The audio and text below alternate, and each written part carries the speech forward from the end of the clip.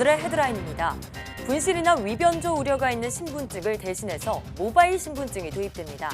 공무원증이나 학생증부터 시작해 주민등록증이나 운전면허증으로 확대할 방침인데 앞으로는 각종 증명서도 스마트폰에 저장해놓고 사용할 수 있게 됩니다. 현생 인류 발상지는 20만 년 전 아프리카 칼라하리 지역이라는 연구 결과가 나왔습니다. 연구팀은 이들이 13만 년 전과 11만 년 전 기후변화 때문에 녹지를 찾아 이주했다고 주장했습니다. 날씨에 따라 매장의 매출이나 제품 판매량이 크게 영향을 받는데요. 이에 기업들은 날씨를 활용한 마케팅을 적극적으로 펼치고 있다고 합니다. 오늘 날씨학 개론에서는 날씨 마케팅에 대해 알아봅니다. 골다공증성 척추 압박 골절은 노년기 발병률이 높은 질환입니다. 재채기만으로도 척추뼈가 내려앉는 무서운 질환이지만 골절인 줄 모르고 방치해 치료 시기를 놓치는 경우가 많다는데요. 오늘 내몸 보고서에서는 골다공증성 척추 압박 골절에 대해서 알아보겠습니다.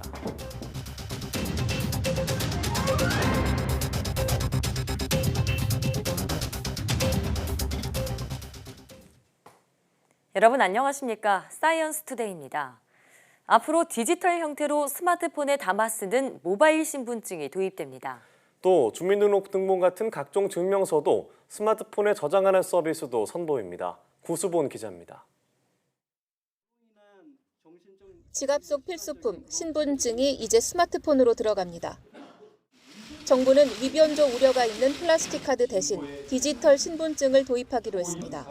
공무원증과 학생증부터 시작해 안전성 검증을 거쳐 오는 2022년부터 단계적으로 대상을 확대합니다. 주민등록증이나 운전면허증의 디지털 발급도 법적 검토를 거쳐 결정할 방침입니다. 주민등록증이나 이런 운전면허증을 공식적으로 이제 정부에서 발급하는 모바일 형태로 하기 위해서는 법적 근거가 필요하고요. 국회에 모바일 주민등록증 관련해서 법률이 계류 중에 있다는 말씀을 드리고요.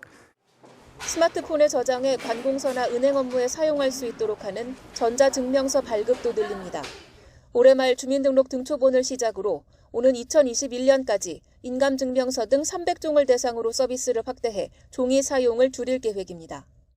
5년 후에 한 50% 정도를 대체했을 때 사회적 비용은 한 3조 원 정도 절감되는 걸로 분석이 됐습니다. 공공부문에 있는 개인정보를 내려받아 이용하는 마이데이터 포털을 구축해 이 기관에서 서류를 발급받아 저 기관에 갖다 내는 일을 없앱니다. 또 전자증명서 발급과 열람 서비스를 민간 포털과 앱에서도 이용할 수 있게 합니다. 정부는 오는 2022년까지 관련 예산을 7,200여억 원으로 추산하고 대통령 비서실에 디지털 정부혁신기획단을 설치해 이번 계획을 추진해 나갈 방침입니다. YTN 구수본입니다. 애플리케이션 하나만 설치해도 모든 은행 계좌를 관리할 수 있는 오픈뱅킹 서비스가 시범 가동됩니다. 금융위원회는 NH농협과 신한, 우리, KEB 하나은행, KB국민 등 10개 은행이 30일 오전부터 오픈뱅킹 시범 서비스를 시작한다고 밝혔습니다. SC제일과 한국시티, 인터넷은행 등 나머지 8개 은행은 준비 상황에 따라 차례로 서비스를 제공할 예정입니다. 지금까지는 한 은행 애플리케이션을 사용하던 소비자가 다른 은행 서비스를 이용하려면 추가로 애플리케이션을 설치해야 했지만 이제는 한 애플리케이션에서 모든 은행 업무를 볼 수 있게 됩니다. 금융당국은 모바일 뱅킹 사용이 어려운 소비자가 은행 점포를 방문해 해당 서비스를 이용할 수 있는 대면 거래 도입도 검토하고 있습니다. 정부가 4차 산업혁명의 핵심 기술인 인공지능을 국가 차원의 전략산업으로 키우기 위해 본격적으로 나서고 있습니다. 최기영 과학기술정보통신부 장관이 YTN에 출연해 국민이 인공지능을 잘 활용할 수 있도록 교육 혁신을 지원하는 등의 인공지능 전략에 대한 구상을 밝혔습니다. 이혜리 기자의 보도입니다. 자타공인 인공지능 전문가로 손꼽히는 최기영 과학기술정보통신부 장관은 취임 후 언론과의 첫 공식 인터뷰에서 우선 인공지능 산업의 무한한 잠재력을 강조했습니다. 산업화가 되면 굉장히 많은 투자도 일어날 거고 인재가 몰리고 고성장 산업이 될 것입니다. 그래서 경제 전반의 혁신을 이끄는 그런 주요 동력이 될 것이고요. 올해 안으로 마련될 인공지능 국가 전략에는 국민 누구나 인공지능을 잘 활용할 수 있도록 교육 과정을 혁신하는 내용을 담겠다고 밝혔습니다. 세계에서 인공지능을 가장 잘 활용하는 국민이 될 수 있도록 초, 중등 교육 그리고 대학 교육의 혁신을 지원을 하려고 하고 있고요. 그러면서 제조나 의료 등 각 분야에서 인공지능을 전면적으로 활용해 고부가 가치 산업으로 혁신할 수 있도록 하겠다고 힘주어 말했습니다. 인공지능 분야 세계 1위인 미국과는 2년 정도의 기술 격차가 있지만 세계 최고 수준의 반도체와 제조업 경쟁력 등을 바탕으로 하면 기술 격차를 줄여나갈 수 있을 것이라고 자신감을 내비쳤습니다.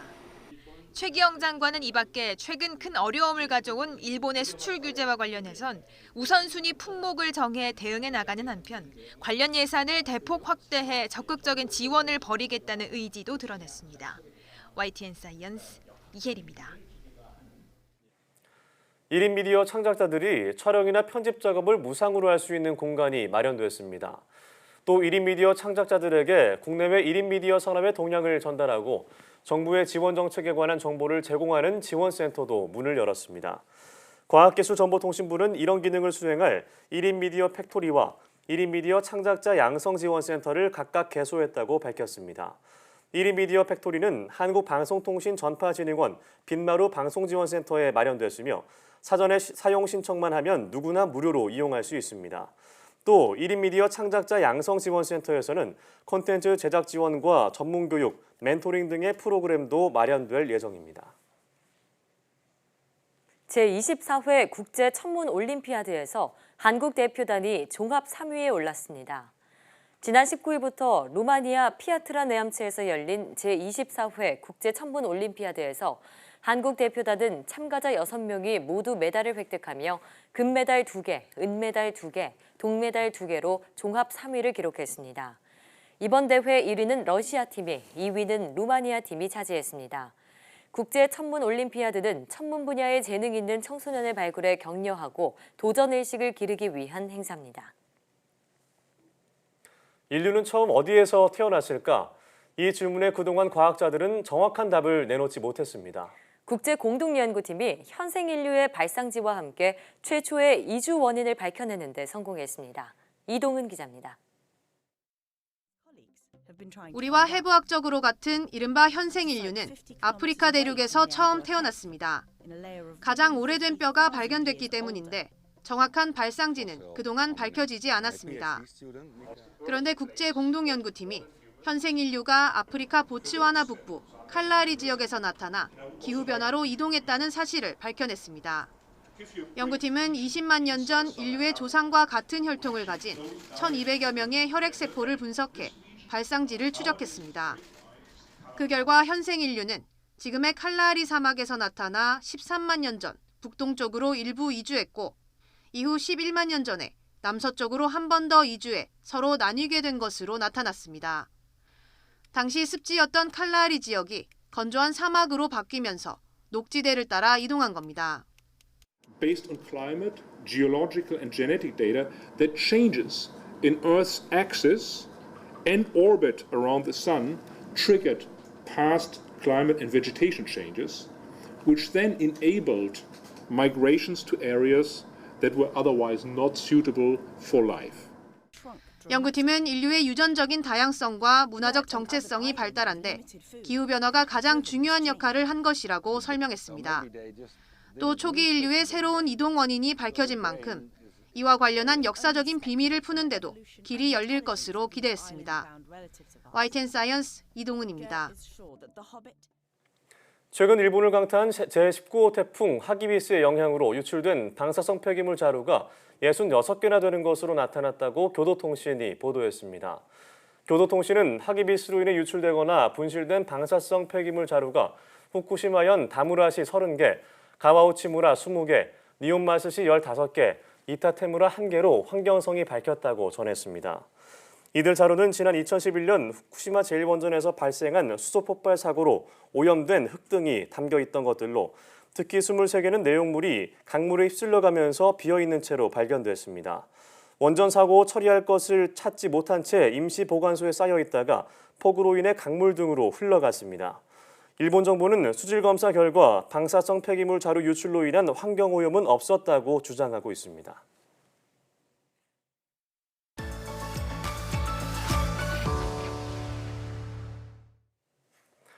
날씨는 우리 생활에도 큰 영향을 주지만 매장의 매출이나 기업 제품 판매량까지 좌우한다고 하는데요. 그래서 기업에서는 날씨를 이용한 마케팅을 펼치고 있다고 합니다. 오늘 날씨학개론에서는 날씨 마케팅에 대해 알아보겠습니다. K웨더 반기성 센터장과 함께합니다. 어서 오세요. 네, 안녕하세요. 반갑습니다. 네. 자, 날씨에 따라 사람들의 소비 행태가 달라지기 때문에 기업에서는 날씨를 중요한 마케팅 수단으로 보고 있다고 하는데요. 어떤 사례를 들 수 있을까요? 요즘에 날씨도 돈이다 라는 예. 말을 상당히 많이 하죠. 예. 날씨에 따라서 울고 웃는 기업들이 생기기 때문인데요. 예. 뭐 최근에 이런 잦은 태풍 탓에 물놀이 용품 매출이 떨어진다거나 네. 또 이제 미세먼지로 마스크 매출이 급증하는 등 날씨가 큰 영향을 미치게 되는 것이죠. 실제로 이제 날씨가 중요한 변수로 작용을 하면서 해외에서는 뭐 날씨 예측은 아주 커다란 시장으로 성장을 했습니다. 예. 미국 같은 경우는 연간 9조 원을 기상 예측에 사용하고 있고요. 관련 기업만 한 350개 정도이고요. 기상학자도 5천 명에 달한다고 합니다. 네. 뭐 우리나라 같은 경우에도 다양한 기업에서 날씨 마케팅을 펼치는 모습을 확인할 수가 있는데요. 예를 들어서 뭐 유통기한이 짧은 신선식품을 판매하는 편의점 같은 경우는 특성상 날씨 변화에 따른 매출 변동이 다른 업계보다 더 크다는 결과가 있었거든요. 예. 그래서 이제 민간 기상업체로부터 날씨를 사전에 예측을 해서 마케팅하는 이런 시스템을 도입을 합니다. 그러니까 온도가 떨어질 것으로 예상이 되면은 따뜻한 음료를 온장고에 가득 채운다거나 비 오는 날은 도시락이나 아이스크림 같은 발주량을 조금씩 줄이면서 폐기하는 물량을 줄이는 것이죠. 네, 뭐 특히 재고는 기업 매출에 직결이 되기 때문에 굉장히 중요한 이슈일 텐데 날씨에 따라서 재고를 조절할 수 있다니까 또 다행인 것 같습니다. 네. 자, 우리 쪽에서도 이런 그 날씨 마케팅을 활용해서 매출을 상승시킨 그런 사례도 있다고요. 네, 한 의류업체가 있는데요. 이 의류업체 매장 앞에는 날씨를 측정하는 기상 센서가 설치돼 있어요. 네. 그러니까 이제 매장 안에 있는 매니저는 센서 자리로 바깥의 날씨를 파악할 수가 있죠. 네. 이제 이를 이용을 해서 매장의 디스플레이를 바꿉니다. 이제 제가 예를 들어볼게요. 저 따뜻할 것이라는 기상청 예보를 보고 옷을 아주 얇게 입고 나온 여성이 있었는데요. 네. 나와 보니까 바람도 많이 불고 습도가 높아서 굉장히 추웠다고 한번 가정을 해보죠. 그런데 매장 앞을 딱 지나다 보니까 아주 포근하고 따뜻한 옷이 걸려 있다면 이 여성은 매장 안으로 들어올 확률이 높고 예. 일단 매장 안으로 들어오는 여성은 옷을 살 확률도 높다는 것이죠. 맞습니다. 이 의류회사는 날씨 요 하나만 이용해서 매출액을 20% 이상 올렸다고 합니다. 네, 사실 저도 비슷한 경험이 있어서 공감이 되는데 이게 또 기업의 마케팅이었다고 생각하니까 의외라는 생각도 드는데요. 또 외식업계에서도 날씨가 큰 영향을 미친다고요? 네, 그렇습니다. 날씨로 이제 식자재 공급이 어려워서 1년 내내 이제 고객에게 제공하는 메뉴를 개발하지 못할 때가 있잖아요. 네. 이것을 이제 극복하기 위해서 제철 메뉴 대신에 테마 메뉴를 개발하는 거죠. 뭐 예를 든다면 여름철 태풍으로 채소 공급이 어려워진다면 샐러드 바 대신에 스테이크에 집중하는 겁니다. 스테이크에 관한 스토리텔링을 통해서 테마 메뉴를 개발하면은 고객이 어떻게 보면 부담도 갖지 않고 메뉴를 즐길 수 있다는 것이죠. 네, 이 날씨 마케팅은 변화의 폭이나 유연성이 굉장히 커야겠다는 생각이 드는데요. 그러네요. 자, 그런데 이제 비나 눈이 내리거나 뭐 날씨가 추울 때는 매출 감소로 이어진다고 대부분 그렇게 얘기를 하는데, 자, 이렇게 안 좋은 날씨에 대처하는 마케팅 어떤 게 있을까요? 재미있는 게 많습니다. 네. 세계적인 유통업체 월마트가 상당히 오랫동안 날씨와 판매 빅데이터를 분석을 해왔어요. 그랬더니 비가 오는 날 주 고객은 중년주부인데 중년주부들이 가장 비가 오는 날 많이 사는 것이 자주빛 립스틱이었다고 합니다. 네. 그러니까 이제 월마트는 이에 맞춰서 비가 오는 날 매장 디스플레이를 바꾸는 것이죠. 중년주부가 좋아하는 자주빛 립스틱을 전면에 배치하는 건데요. 이것 하나만으로 전체 매출의 12%가 증가했다고 합니다. 네. 비 오는 날씨에 변하는 중년주부들의 심리 또 소비 패턴을 갖다가 이용하는 것인데요. 아주 자연스럽게 중년주부들이 지갑을 열게 만드는 어떻게 보면 날씨 마케팅의 하나의 예라고 할 수가 있죠. 예, 그러니까 좋지 않은 날씨까지도 이렇게 마케팅에 활용한다는 건데 유통업체뿐만이 아니라 식당에서도 날씨를 활용한 마케팅을 벌이고 있다고요? 네, 그렇습니다. 이 미국의 동부 지역 같은 경우는 뭐 최근에도 매년 겨울만 되면 혹한이 맹위를 떨치죠.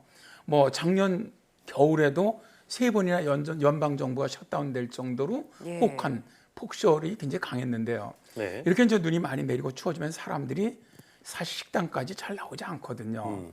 이제 그러다 보니까 시카고의 한 식당에서는 그날 기온에 맞춰서 수프값을 받는 마케팅을 시작을 합니다. 시카고 인근 3개 지역에다가 이제 지점을 둔 M 레스토랑은 65세 이상 노인 고객을 대상으로 매일 화씨 온도만큼 수프값을 받는 그런 프로모션을 갖다 진행한 것이죠. 그럼 기온에 따라서 수프 가격이 뭐 올라가거나 내려간다 뭐 이런 말씀이신 건가요? 네, 그렇습니다. 예를 들어서요, 낮 기온이 화씨로 18도였다라고 하면 이게 이제 섭씨로 한 사람 한 7도 정도가 됩니다. 네. 자, 그러면은 따뜻한 수프 한 가격이 18센트를 받는다는 거예요. 이게 한화로 따지면은 한 200원 정도입니다. 단돈 200원에 아주 따뜻한 수프를 즐길 수 있다는 것이죠. 그런데요, 더 놀라운 건 기온이 더 떨어지면은 수프값을 받지도 않고 오히려 수프도 먹고 영하 온도, 내려간 온도만큼 현금을 갖다 받는다는 거예요. 네. 예를 들어서 화씨 영하 5도라고 하면은 섭씨로 한 사람이 영하 한 20도 정도가 되거든요. 이날에 이제 레스토랑에 가면은 노인 고객들은 수프와 함께 오히려 수프를 먹고 돈을 내는 게 아니라 5센트를 받는 겁니다. 네. 근데 사실 이 식당 수프의 정상 가격이 한 2,000원에서 3,000원 정도가 되거든요. 네. 근데 돈을 아주 싸게 먹을 수도 있고 어떤 날은 아예 돈도 받아갖고 올 수가 있으니까. 네, 돈을 오히려 받아오니까요. 그러니까 노인들은 뭐 이 식당 때문에 너무너무 행복하다고 합니다. 네. 그래서 실제로 이 이야기가 이제 입소문이 나면서 오히려 손님들이 굉장히 많이 몰려들었다고 해요. 그래요. 이건 또 마케팅이지만 노인들을 배려한 하나의 마케팅이 될 수도 있을 것 같은데 우리나라에도 비슷한 마케팅을 한 사례가 있다고요? 이건 좀 독특한데요. 제주에 있는 알골프장입니다. 예. 이제 사실 제주도 같은 경우는 비행기를 타고 와야 되지 않습니까? 이런 지리적인 좀 특성이 있죠. 그러다 보니까 좀 독특한 이런 보상제를 운용을 합니다. 눈이나 안개 또 악천후로 많이 라운드가 취소된다면 여행 경비죠. 항공료라든가 숙박료라든가 교통비를 현금으로 되돌려주는 겁니다. 몇 년 전에 한 30cm 정도 폭설이 내렸어요. 라운드 자체가 완전히 불가능해지자 예. 이 골프장 내장 여부와 관계없이 예약자 모두에게 항공료 등 약 600만 원을 지급해 주었다고 합니다. 이런 날씨 보상 프로모션이 오히려 내장객 증가로 이어진다고 합니다. 네. 뭐 이용자들이 뭐 날씨에 대한 부담 없이 예약을 할 수 있겠다는 생각이 드는데요. 그러게요. 자, 오늘은 그 평소에 소비자들은 잘 인지하지 못하지만 날씨에 따라서 기업들이 어떻게 마케팅 전략을 짜는지 알아봤는데요. 자, 요즘 뭐 날씨가 좀 추워지면서 감기 조심해야 된다는 생각이 드는데 감기 조심하시고요. 네. 다음 주에 더 건강한 모습으로 또 앵커님들도 다음 주에 건강하게 뵙겠습니다. 네. 감사합니다. 네, 다음 주에 또 고맙습니다. 뵙겠습니다. 고맙습니다. 오늘 말씀 고맙습니다.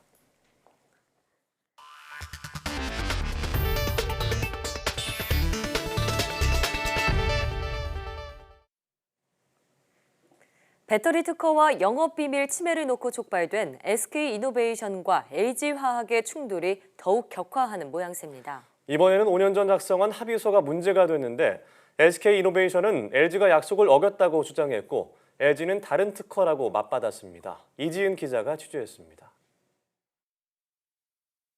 SK이노베이션이 전격 공개한 합의서입니다. 배터리 분리막 특허를 놓고 싸우던 두 회사가 지난 2014년 10월에 작성한 것으로 대상 특허와 관련해 국내외에서 쟁송을 하지 않기로 한다와 함께 10년간 유효하다는 내용이 적혀 있습니다. SK이노베이션은 LG화학이 이때의 약속을 깨고 같은 특허에 대해 미국에서 소송을 제기했다고 주장하고 있습니다. 또 그동안 LG의 대국민 신뢰를 감안해 밝히지 않았던 내용을 공개하게 됐다고 설명했습니다. SK이노베이션에서는 그 특허가 합의에 쓰였던 그 특허라고 그 이야기를 하고 있는데 LG에서는 다른 특허라고 주장을 하고 있습니다. 그래서 SK이노베이션에서는 부득이 그 합의서를 공개를 할 수밖에 없었습니다. 합의서 공개에 대해 LG화학은 강한 유감을 표명했습니다. LG화학은 당시 두 회사가 합의한 대상은 한국 특허이고 이에 대응하는 해외 특허까지 포함한다는 문구는 어디에도 없다고 반박했습니다. 이어 한국 특허와 미국 특허는 별개라면서 합의서에 있는 국외에서라는 문구는 해당 한국 특허 관련 소송을 외국에서 하지 않는다는 걸 뜻한다고 강조했습니다. 또 SK이노베이션이 합의서 내용을 자신들에게 유리하도록 억지 주장하며 여러 차례 언론 플레이를 하고 있다고 목소리를 높였습니다. 지난 4월 인력 빼가기를 통해 영업비밀을 침해했다며 LG화학이 SK이노베이션을 제소하면서 시작된 배터리 전쟁이 시간이 지날수록 확전 양상을 보이면서 갈등의 골이 더 깊어지고 있습니다. YTN 이진입니다. 이낙연 국무총리는 WTO 협상에서 개발도상국 특혜를 주장하지 않기로 한 결정을 계기로 농업의 체질을 개선하고 경쟁력을 강화하는 출발로 삼아야 한다고 말했습니다. 이 총리는 정부 서울청사에서 열린 국무회의에서 이번 결정은 국익을 최우선에 놓고 깊게 고려한 결정이라며 이같이 강조했습니다. 이 총리는 농업인들의 우려를 충분히 이해하지만 농산물 관세와 보조금에 미치는 당장의 영향은 없으며 쌀과 같이 민감한 분야는 최대한 보호하고 농업의 피해는 보전할 것이라고 말했습니다. 낙동강의 하구뚝 개방 실험 결과 염분 침투로 인해 농업에 미치는 영향은 크지 않은 것으로 나타났습니다. 환경부는 지난 6월과 9월 두 차례 낙동강 하구뚝 단기 개방 실험을 한 결과 유입된 염분은 밀도 차이에 의해 최저층으로 가라앉아 얇은 층을 이루어 하구뚝 상류로 이동했지만 하천표층과 중층은 큰 염분 변화가 없었다고 밝혔습니다.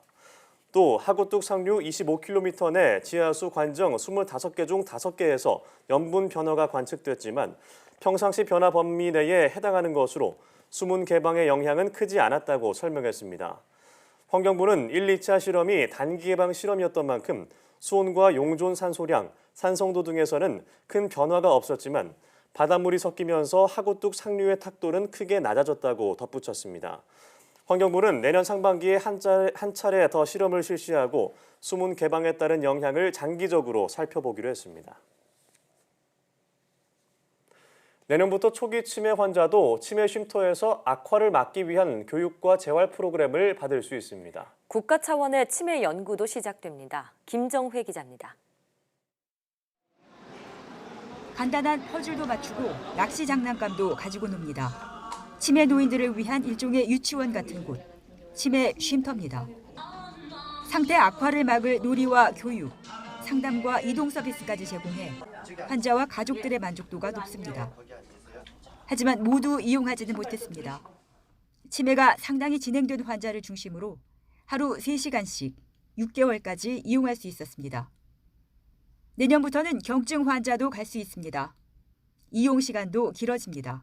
인지 지원 등급자도 쉼터를 이용할 수 있도록 등급자에 대한 제한을 폐지하고 이용 시간도 기존 하루 3시간에서 최대 7시간까지 이용할 수 있도록 연장할 계획입니다. 치매 환자 가족에게 긴급한 사정이 생긴 경우 월 9일까지 환자의 숙식과 돌봄을 맡아줄 곳도 생깁니다. 현재 낮이나 밤에만 환자를 맡아주던 보호기관을 활용하는 겁니다. 국가 차원의 치매 극복 사업도 시작돼 복지부 과학기술정보통신부가 공동으로 내년부터 9년간 1,987억 원을 들여 치매 이전 단계를 대상으로 조기 진단과 예방 치료 기술 개발에 나섭니다. 국내 노인 치매 환자는 지난해 현재 74만 8천여 명, 2060년에는 332만여 명으로 4배 이상 증가할 거로 추정됩니다. 정부는 치매 국가 책임제 2년을 맞아 그동안의 과제들을 내실화하면서 연구 사업을 통해 무증상 단계에서도 조기 발견과 예방적 치료가 가능해질 것으로 기대하고 있습니다. YTN 김정희입니다. 지난 11일 개막한 경주 세계문화엑스포에 관람객들의 발길이 이어지고 있습니다. 신라 천년의 역사와 문화를 최첨단 ICT 기술로 재현한 다양한 콘텐츠가 눈길을 사로잡고 있습니다. 허성준 기자가 보도합니다.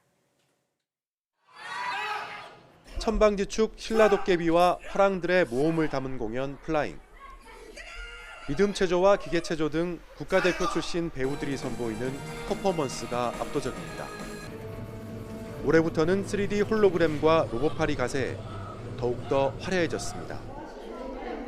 높이 82m의 경주타워에 오르면 울긋불긋 단풍에 물든 천년고도가 한눈에 들어옵니다.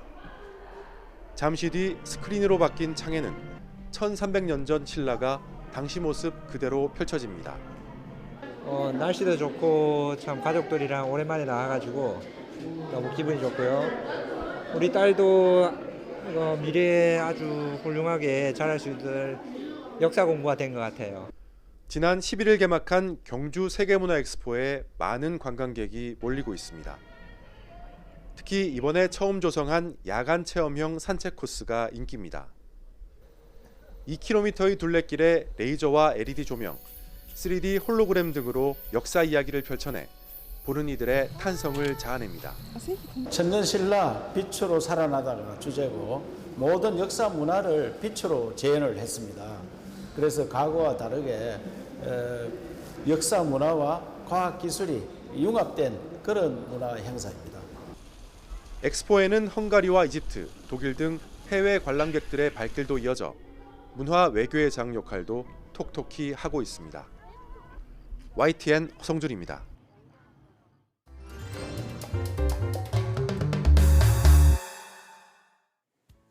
전 세계의 과학 관련 소식을 전해드리는 지구촌 사이언스 시간입니다.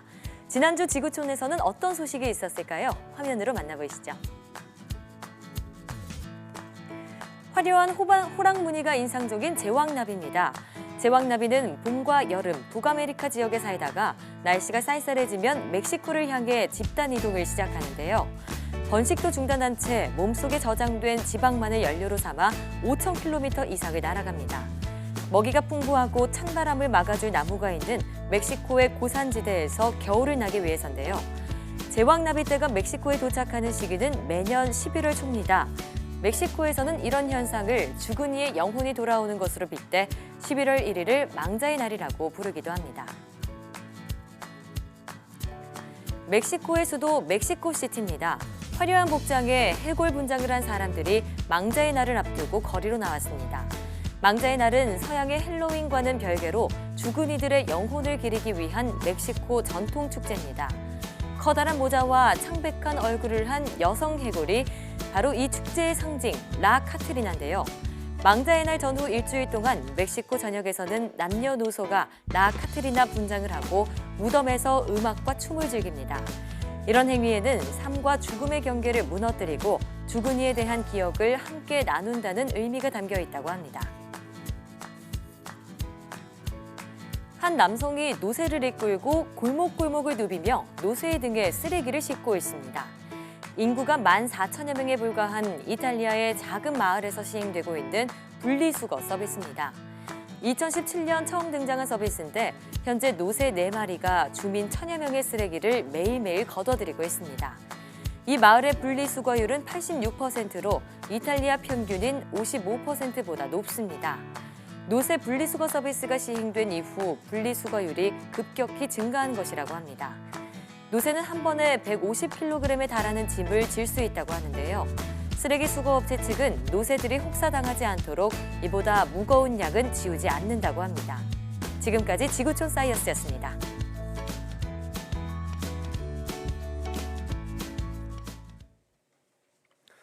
미국 캘리포니아주 곳곳에서 발생한 대형 산불이 엿새째 계속되면서 서울 면적의 절반 가까이 피해를 입었습니다. 날씨가 건조한 데다 산불이 역대급 강풍을 타고 걷잡을 수 없이 번지고 있어 피해 규모가 더 커질 것이란 우려가 높아지고 있습니다. 이규준 기자의 보도입니다. LA를 관통하는 405번 고속도로 서쪽에서 발생한 산불이 무서운 기세로 대표적인 부촌, 브렌트우드 등을 향해 번지고 있습니다. 소방 헬기가 진화의 안간힘을 쓰고 있지만 강한 바람 탓에 불길이 쉽게 잡히지 않습니다. 브렌트우드 언덕 위에 있는 세계적인 게티 미술관에서 멀리 떨어지지 않은 곳입니다. 캘리포니아주 북부 소노마 카운티에서 시작된 산불이 엿새째 이어지고 있는 가운데 LA 서부 셔먼 옥스에서 또다시 산불이 발생한 것입니다. At 1:34 this morning, we had a fire that broke out adjacent to the 405 freeway in the Sepulveda Pass on the west side of the Sepulveda Pass. 캘리포니아 북부 상황은 더 심각합니다. 최고 시속 164km가 넘는 허리케인급 강풍을 타고 산불이 급속히 번지면서 피해 규모가 하루 만에 2배 넘게 커졌습니다.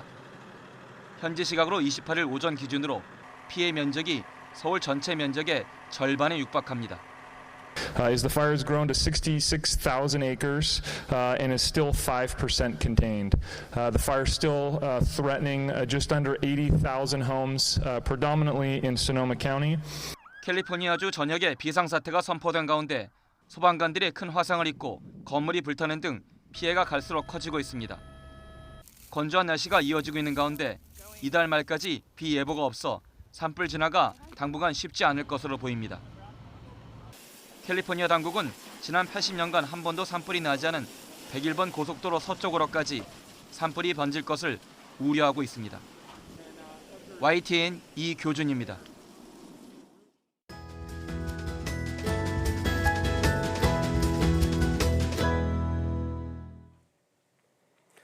골다공증성 척추압박골절은 노년기 발병률이 높은 질환입니다.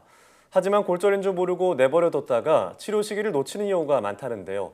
골다공증이 심한 경우 재채기만으로도 척추뼈가 내려앉는 무서운 질환이라고 합니다. 네, 오늘 내 몸 보고서에서는 골다공증성 척추압박골절에 대해 알아보겠습니다. 가톨릭대학교 인천성모병원 신경외과 김종태 교수와 함께합니다. 어서 오세요. 네, 반갑습니다. 네, 자, 요즘처럼 날이 계속 쌀쌀해질 때 폐경기 여성들은 특히나 주의해야 하는 질환이 이 골다공증성 척추압박골절이라고 하는데요. 어떤 질환인지 자세히 소개해 주시죠. 네. 척추는 위로는 머리를 받치고 아래로는 골반과 고관절을 통해 하체로 연결되어 몸의 구조를 유지하는 역할을 합니다.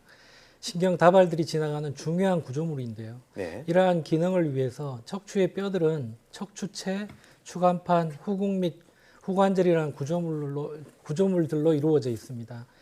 일반적으로 이제 뼈의 골절이라고 하면 팔과 다리에 긴 뼈가 부러지고 어긋나는 것을 떠올리게 되는데요. 네. 척추체는 원통 모양의 구조물이기 때문에 골절이 되면 높이의 감소 또는 변형 등을 보이는 압박골절의 형태로 발생하게 됩니다. 젊고 건강한 척추체의 경우에는 강도가 높아서 골절이 일어나기 위해서는 추락한다든지 심한 교통사고를 당한다든지 하는 매우 강한 외력이 가해져야지만 일어납니다. 네. 하지만 60, 70대 이상의 고령에서 다양한 원인에 의해서 뼈가 약해지는 골다공증이 있는 경우에는 허리를 삐끗하거나 재채기를 하는 등 사소한 외력에도 척추뼈가 가라앉는 압박골절을 일으키게 됩니다. 네, 말씀하신 것처럼 이제 추락이나 교통사고처럼 심한 외상에 의한 척추 압박골절과는 달리 골다공증성 압박골절은 이제 사소한 외상에 의해서도 발생할 수 있다고 말씀해 주셨는데 이 골다공증하면 사실 저희는 이제 뼛속의 밀도가 떨어지는 것이다 정도로 알고 있는데 정확히 어떤 증상인가요? 예, 골다공증은 다양한 원인에 의해서 뼈의 질량, 강도가 감소하고 뼈 조직의 약화로 인해서 뼈 골절의 위험성이 증가되는 전신적인 골격계의 질환입니다. 예. 우리나라에서도 아주 흔한 질환이고요. 노인 인구가 많아지면서 더욱더 증가하는 것으로 보이고 있습니다. 골다공증 환자의 80% 정도가 여성인데요. 특히 여성의 경우에는 50세 전후 폐경기 이후에 급격히 유병률이 증가하게 되며 나이가 들어감에 따라서 급격히 유병률이 증가하기 때문에 대표적인 여성의 노인성 질환으로 알려져 있습니다. 하지만 상당히 많은 남성들한테도 존재하고 있습니다. 골다공증이 있는 경우에는 약 40% 정도에서 골절의 위험성이 있으며 특히 척추나 손목, 고관절 등에서 잘 생길 수 있고 발생하는 경우에는 아주 심각한 통증이나 합병증을 동반할 뿐 아니라 이로 인해서 사망에까지도 이를 수 있기 때문에 예방과 치료가 중요하다고 할 수 있습니다. 예, 골다공증으로 사망에까지 이를 수 있다. 오늘 처음 알게 된 사실인데요. 그러면 골다공증임을 알 수 있는 특별한 증상들이 뭐가 있을까요? 예, 골다공증 자체는 골절이 일어난다든지 변형이 일어나지 않으면 특별한 증상이 없습니다. 예. 그러므로 폐경기 이후에 이제 여성 등 위험 인자가 있는 분들은 정기적인 골밀도 검사를 통해서 빨리 진단을 하고 치료를 하는 것이 중요하다고 할 수 있습니다. 네, 그럼 이 골다공증이 아니라 골다공증성 척추압박골절의 증상은 어떤 게 있을까요? 예, 골절이 되게 되면 허리가 무너지는 듯한 심한 통증이 발생해서 거의 움직일 수 없고 이러한 통증이 가슴이나 배로 이렇게 내려가는 양상을 보이기도 하는데요. 네. 특별히 등이나 허리에 통증이 없던 분이나 만성적으로 이제 협착증이나 디스크 같은 것들이 있던 분들은 특히 60세 이상의 고령, 특히 여성에서 큰 외상 없이 살짝 엉덩방아를 찢는다든지 허리를 돌리던 도중에 혹은 재채기를 하는 도중에 여러 상황에서 이러한 것들이 발생할 수 있는데요. 이러한 심한 통증이 갑자기 발생해서 똑바로 누우면 통증의 강도는 줄어들지만 다시 일어서려고 하면 등이나 허리가 무너지는 듯한 극심한 통증을 일으키게 됩니다. 예. 자, 그러니까 특별한 외상이 아니더라도 일상생활을 하다가 이런 질환이 발생할 수 있다 이런 말씀이신데 그러면 이 골다공증성 척추 압박골절 어떻게 진단을 내리나요? 예, 이렇게 갑작스럽게 등이나 허리에 심한 통증이 발생하는 경우에는 먼저 척추 엑스레이를 찍게 됩니다. 엑스레이를 찍어서 이제 척추체 높이가 가라앉는 것을 확인할 수 있는데요. 엑스레이 자체는 이제 압박 정도만을 압박이 있다는 것만 확인할 수 있기 때문에 이게 이번에 발생한 것인지 저번에 발생했던 것인지를 알 수가 없습니다. 그래서 그 다음으로 척추의 MRI를 촬영하게 되고요.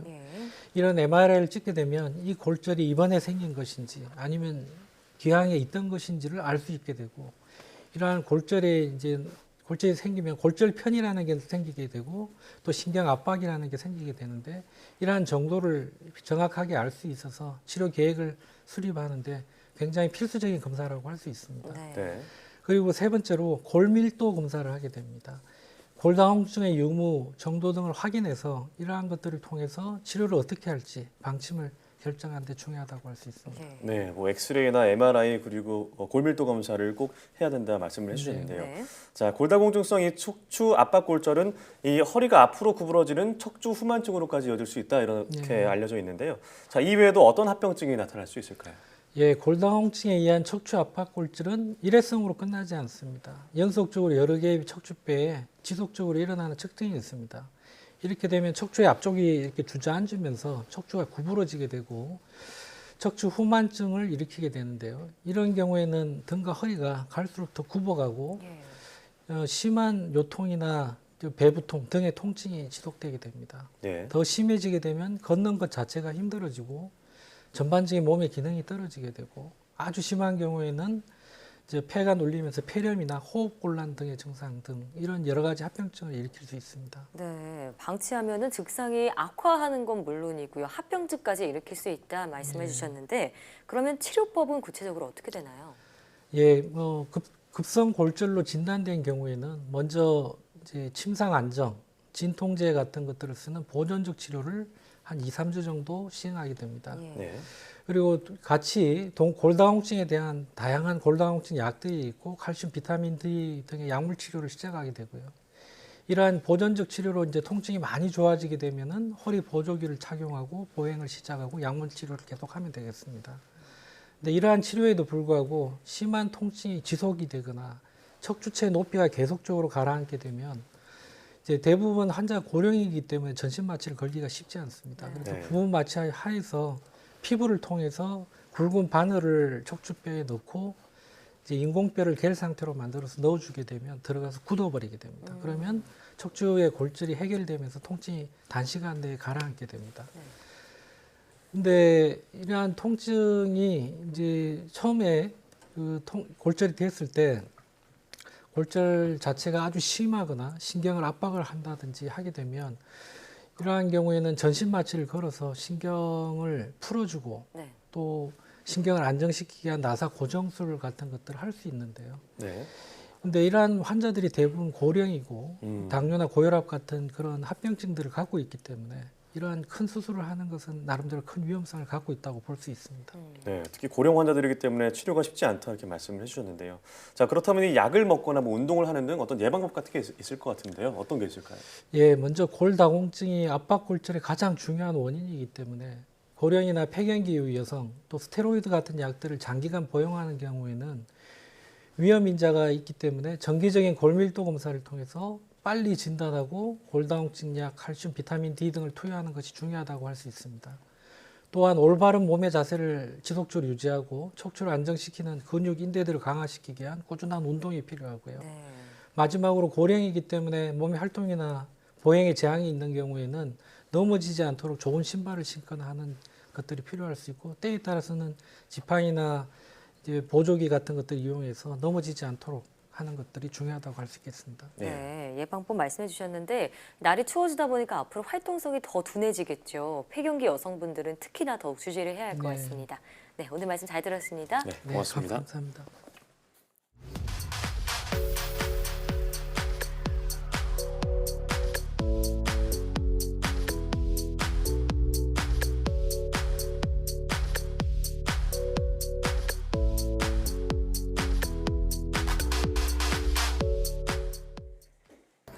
척추 후만증은 옆에서 봤을 때 척추가 뒤로 휘어져 있는 경우를 말합니다. 오래 걷는 게 힘들거나 몸이 점점 앞으로 기울면 척추 후만증으로 의심되는데요. 소화 불량이나 호흡 곤란이 나타날 수 있기 때문에 증상이 나타나면 빠르게 병원을 찾는 게 좋습니다. 네, 항상 바른 자세를 유지하는 것은 기본이고요. 엎드려서 허리를 들어올리는 척추 신전 운동을 해주는 게 좋은데요. 잠을 잘 때는 베개 없이 엎드려 자거나 얇은 베개를 사용하는 것이 예방에 도움이 된다고 합니다. 사이언스 투데이 오늘 저희가 준비한 소식은 여기까지입니다. 함께해 주신 여러분 고맙습니다.